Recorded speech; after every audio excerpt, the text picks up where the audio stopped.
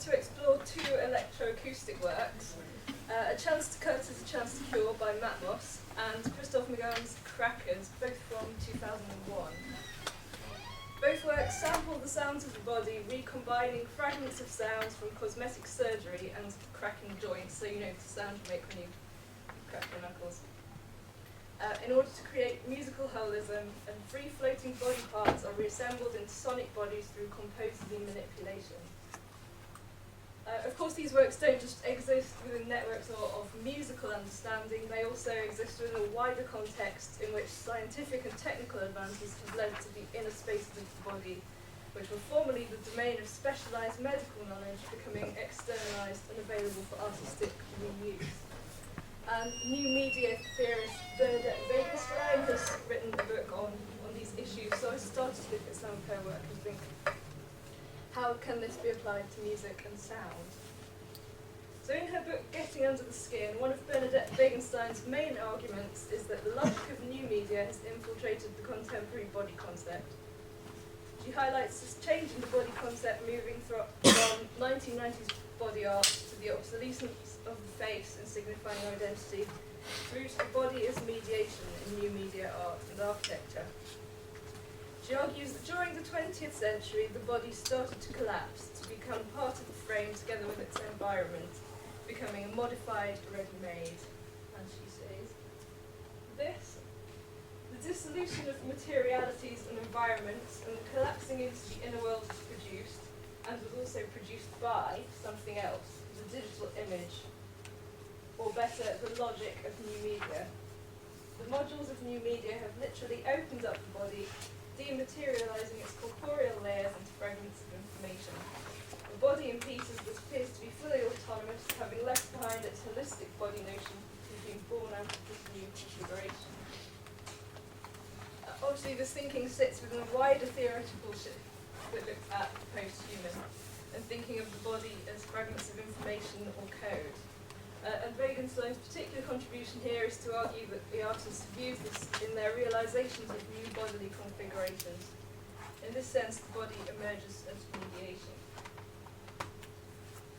Technical and scientific advances and their artistic uses have led to the inner spaces of the body, the organs, tissues and cells, which were formerly the domain of specialised medical knowledge, becoming externalised and able to stand in for the body. She writes, the importance of outer appearances to the representation of the body has receded as the inner body has come to be discovered, more relevant and ever more present. She argues that the unique ability of the face to overcode other body parts as a marker of identity is being eroded. Under the skin, every organ has an interface. Potentially, each organ may stand in for the whole body. Bodily strata become metaphors for new spaces. Their instantiations found in examples from popular culture, particularly cosmetics adverts, to post-organic architecture. For Wegenstein, this move has exceeded even Deleuze and Guattari's body without organs. The body at the turn of the millennium has turned into an organ without a body, or into an organ instead of the body.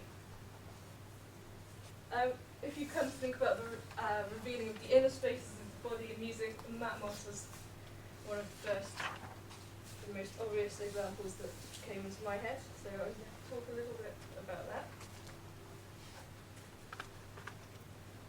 The idiosyncratic samples featured on A Chance to Cut is a Chance to Cure include an extensive array of sounds from medical procedures, and the album and track names point the listener towards understanding the sounds in relation to this context.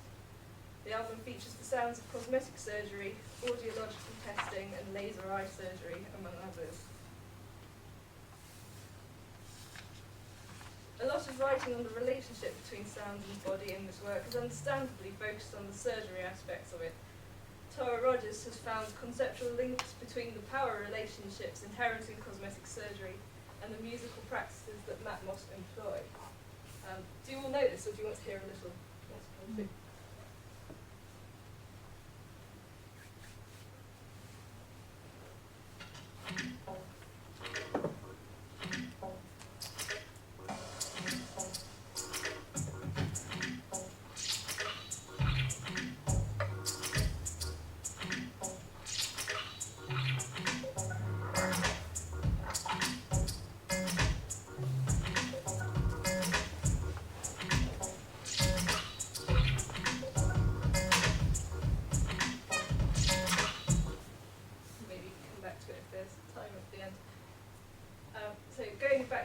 Tara Rogers in her writing on the relationship between this composition and power relationships in cosmetic surgery, she says there is an uncomfortable disconnect between perceived violative acts of surgery and the catchy rhythms and melodies of Matmos's music.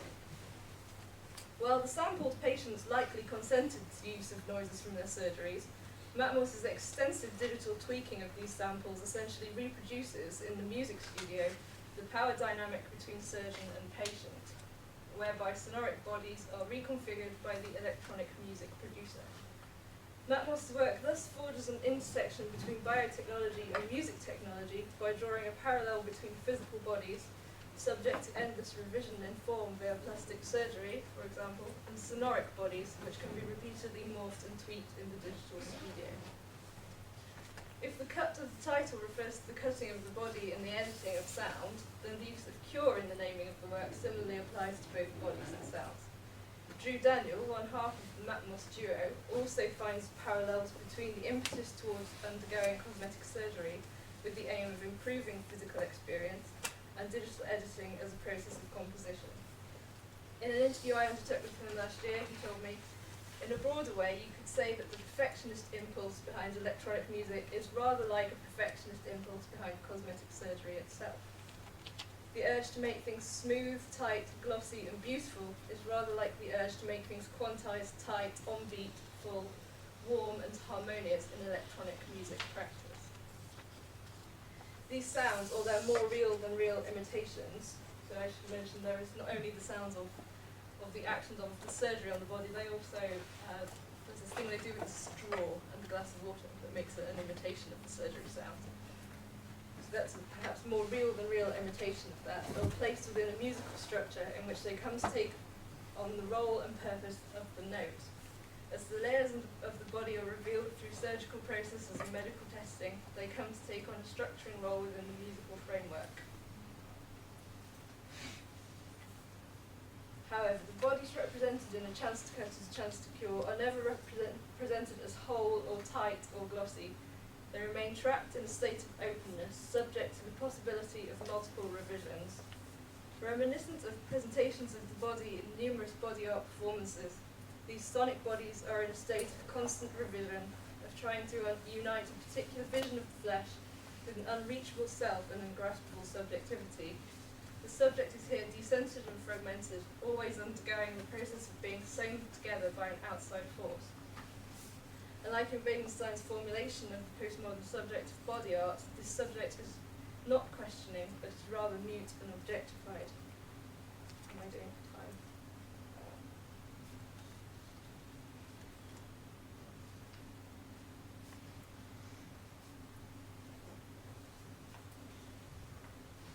A Chance to Cut is A Chance to Cure highlights the lack of a unified sonic subject at the same time as positioning sounds as able to stand in for the body. Similar bodily fragmentation within new media artworks has also been influential in changes to the body concepts and associated subjectivity. The body becomes both subject and object. To borrow Amelia Jones's terminology, it becomes a hymenal body self, reversible between two poles. While this work may not present a coherent subject or graspable subjectivity, its fragments can often be gathered together and reassembled under the label of the artist's name or identity, often as a practitioner of a particular type of work. The subjects presented in A Chance to Cut as A Chance to Cure are often represented only by a fragment of the body, a focus on sounds, itself used as representation of a particular organ. The subject is no longer described or determined by the borders of its skin. Wittgenstein sees this as superseding the idea of the fragmented body, which she considers a result of the 1990s extended concept of digital corporealization, which is now obsolete. In a neat technology is a crucial counterpart to the construction of the body in this work, as is often the case in performances that break down the distinction between a body's interiority and exteriority, between a being in the body and a distance to the body. The merging of technology and body and the subsequent fragmentation of subjectivity leads to a crisis for the subject. What follows from this for Wittgenstein is a lack of graspable subjectivity brought about by the body in pieces, being subject and object at the same time that it's trying to see itself as objectified. And her thinking here, which comes from a broadly phenomenological background, is quite strongly visually biased. And one thing I would like to talk about, if there is time for questions at the end, is how we can rethink that for oral situations, how we work through that with listening. So now I want to turn to the second work, which is Crackers by Christophe McGowan. This CD, it features two kinds of tracks. One is a more musicalized presentation of the cracking sounds, and the other kind I'll play to you, then you get a better idea.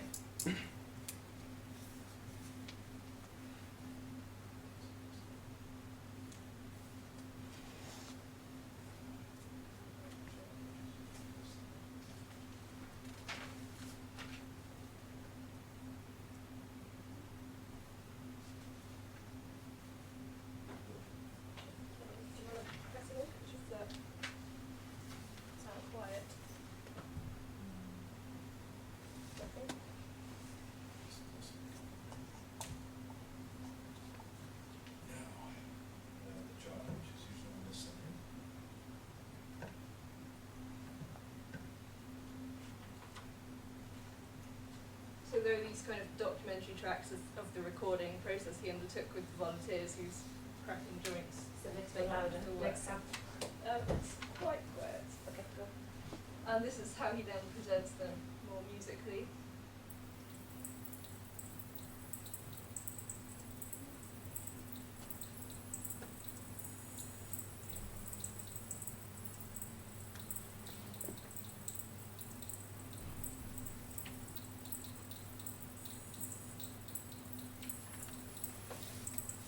Okay, I'll stop that one because I'm conscious of running out of time. Thank you. Even more than chance to curtains, chance to cure, this work takes one part of the body or a series of parts of the body or a particular bodily action stand in for the whole. It's made up from thousands of separate sounds of the joints being cracked. In crackers, the body is broken down into pieces and reduced to the articulation of its joints. If such work is able to re-embody sound, then it does so only through selected parts of the body, causing the body to become fragmented again. The sound produced by the correct articulation of one joint comes to stand in for the gesture of that part of the body. In turn, because each gestural movement is anchored to the rest, a series of joints or articulations come to stand in for the whole. This plays out the corporealization of the medium in the fluctuation between fragmentary and holistic body concepts, and highlights a shift towards corporeality becoming equivalent to mediality. Similar to Wittgenstein's theory, in which the face no longer signifies identity, but the body might be signified by any of its constituent parts, Brandon Lebel considers that the artist can reside within fragmentation and joints. And just as a bit of background on Christophe McGowan's work, he tends to work a lot with the sounds of the body without the voice, and I've been making an assumption in this research somehow that, as in Wittgenstein's work where the face signified identity but perhaps doesn't anymore, what's the musical equivalent of that, or perhaps that's the voice. So the voice maybe signified a bodily identity that maybe isn't present in these works. Next some slides. If you want to leave some time for questions, or do you have a bit more to finish up? A little bit more. We've got 5 minutes, you could. There's only a little bit more. Yes, go on. For Christophe McGowan, it's not so much a question of retrieving oneself from modern fragmentation, recovering some whole lost to the splitting of presence. Rather, by presupposing that such fragmentation is always already given, the artist finds home within the fragmented part, the sonic joint, the whole of the whole, and inside radiophonic dreamland. The subject body resides in the gaps between the cracks in its joints and in sound rather than flesh. The externalization of the inner spaces of the body caused the body to become the spatial medium. In Crackers, McGowan plays with the sounds as both originating in the body and estranged from it. This adds a layer of abstraction between the original conditions of the sound, which while it originates in the body must always escape it, and does so naturally in order to be heard. This is played out within a context in which the body is traditionally prone to disappearance. Dan Lander has positioned radiophonic transmission as portending an illusion of intimacy, which further, through its conscious corporeal assertion, allows for diverse references of bodily signification. However, Lander takes a more nuanced view, drawing on McGowan's own writing to suggest that the temporal and spatial disjunction accompanying the radiophonic lack of presence creates sensual fiction, a poetic virtuality, creating a space where we can describe ourselves and still not know who we are. In both of these works, the body is something that can be cut up, dismantled and taken apart, then to a certain extent put back together again.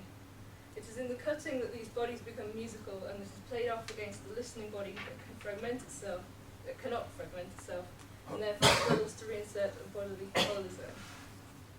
I'll leave it there, so we have time for some discussion.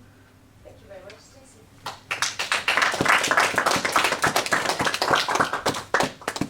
Thank you. I think actually very nicely ties in with what Ben was just talking about, especially about the breaking down of the maybe interior and exterior, and the breaking down of the boundaries. And I guess some of what the biomuse is doing is trying to bring out whatever we think of the emotions being interior, to bring it out into solidification. So I think that was really nice that you touched upon quite a few things that were mentioned in the keynote. But maybe if there's one or two observations or questions, again, you can keep some of your ideas also for the plenary at the end, because it would be nice to come back to some of these ideas, because I think they do link quite nicely. But is there, Marco? Yeah. Your work interests me a lot, especially because I'm actually into this practice of offering the sound of my body to the audience in my own performance. And what I find really interesting, and it's a shame we couldn't listen to Crackers. I don't know this work, and I really wanted to listen to it. You can, if you want to hear more of it, it's on Ubu Web. There are quite a lot of longer extracts. Okay, great. Because what I found, at least from the feedback to my performances, is that people can really kind of identify more at a more intimate level with the music produced, because it actually has some kind of quality, which of course if the author keep them alive, they can be perceived by the audience too. So I was wondering, what do you think about this kind of transmitted and perceived intimacy of bodily sound in the work you describe? Well, I think, when I started my PhD research, I was looking at the same piece but from a different angle, and that's what started me on this research in many ways, was that when I first heard this piece, it was a very physical feeling of almost disgust that came through this bodily identification with sounds. I think it's quite interesting. Dennis Peters is doing some quite interesting work on looking at how that idea of identifying yourself as making the sound can be used in music analysis, which is maybe taking it in a different direction to what you want to go in. But I think people do have a bodily identification with it, whether or not they think of that as intimate. I don't know. Sometimes intimacy has positive associations that perhaps this doesn't always have. So has that answered your? Yeah, definitely. I mean, that's why I'm asking you, because I'm more into the performance practice, and you're talking about different fields. But then I was wondering also, I used to listen to the Matmos album a lot, and this way of listening to it with the headphones and everything, it makes actually it actually adds some kind of intimate layer, at least for me personally, in the listening, that I can somehow see in a similar way in a performance environment, in performance. So yeah, I mean, interesting to discuss further. Yeah.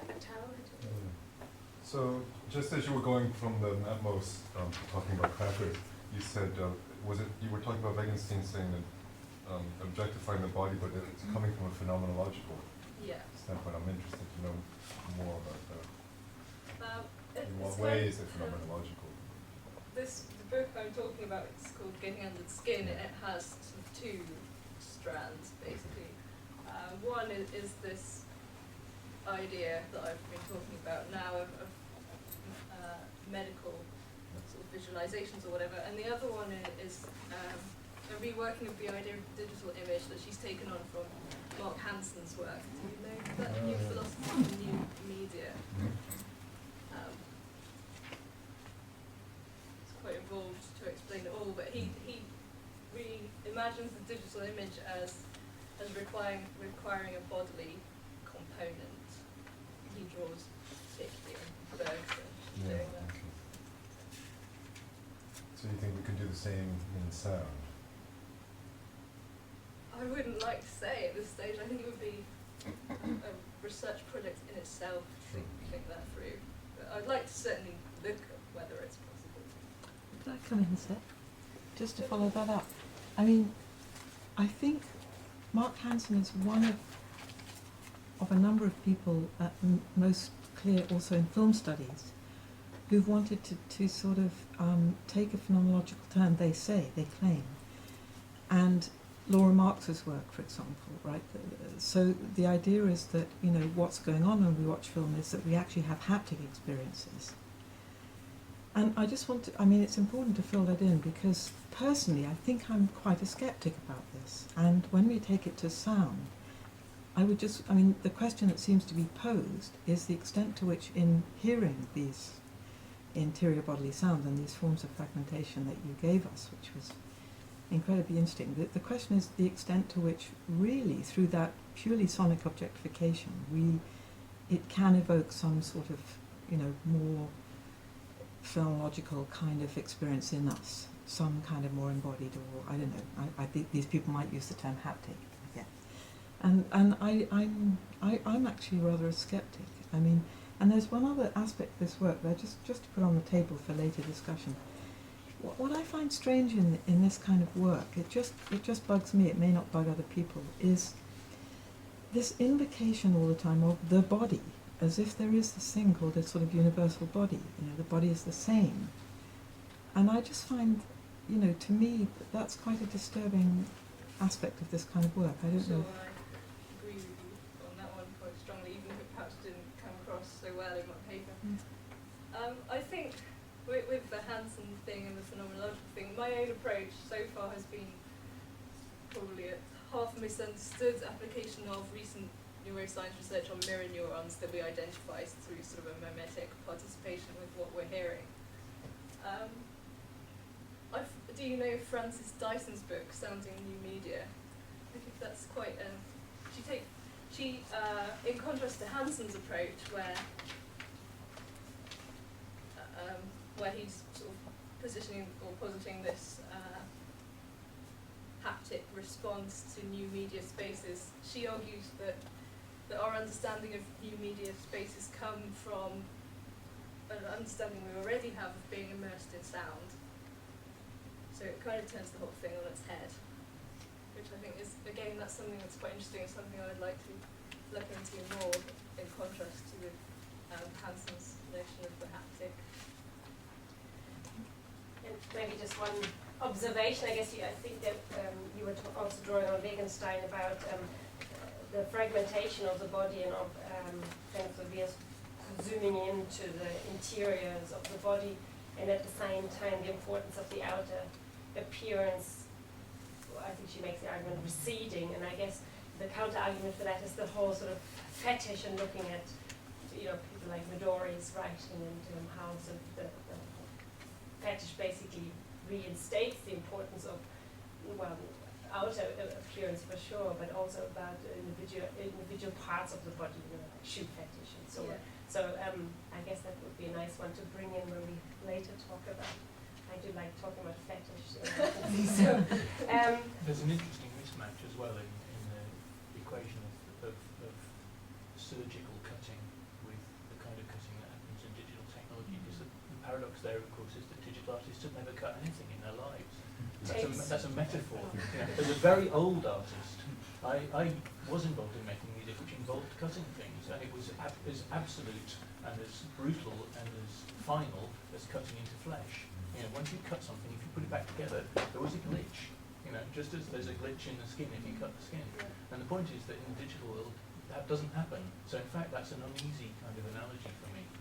I think the paradox of cutting in the digital world is that it's something that never happens. That's actually something that comes out more nicely in a way in the Gone piece. I'm not sure whether it was in that particular one or some of the others. There's quite a lot of digital artifacts that you can hear in there, and he leaves that in a way that Matmos don't, whereas that's not his primary aim to